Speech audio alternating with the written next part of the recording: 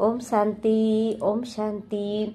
आज हम जानेंगे कि जो भक्ति मार्ग में लक्ष्य दिया जाता है कि नर ऐसी करनी करे कि नारायण बन जाए और नारी ऐसी करनी करे कि लक्ष्मी बन जाए, तो कैसा कर्म करें और सीताराम फिर क्यों नहीं बने।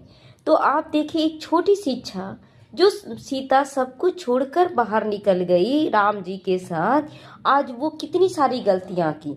जंगल में जाने के बाद भी वो इच्छा रखी सोने के मृग का, जो सोने का महल छोड़कर आई, सुख सुविधा छोड़कर आई, और वो एक सोने के महल के पीछे भाग गई और राम को जिद कर बैठी कि जाओ। और उसके बाद जब राम गए तो मायावी मारी जब चिल्लाया, तो वो विश्वास नहीं किया अपने पति पर कि राम तो चिल्ला ही नहीं सकते हैं, हे लक्ष्मण बचाओ। वो तो मारिच किया ना, मारा भी मारिच किया, लेकिन वो लक्ष्मण को फिर भेजने लगी। जब लक्ष्मण मना किए तो और उनको खरी खोटी सुना दी कि तुम शायद है ना घृणा करते हो अपने भाई से, तुम नहीं चाहते हो, उल्टा सुल्टा बोल दी।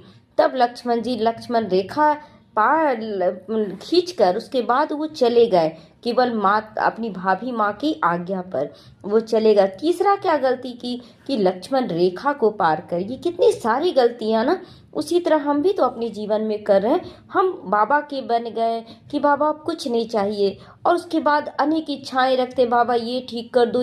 बाबा भी समर्पण हो गए ना, फिर ये इच्छाएं क्यों। दूसरा क्या है, जब बाबा पूरा नहीं करता तो हम खुद अपने आत्मा को उसमें बुद्धि योग लगाने लगते, कैसे पूरा किया जाए। बाबा करवा रहा है, मुझे केवल श्रेष्ठ कर्म श्रीमत पर करते चले जाना है।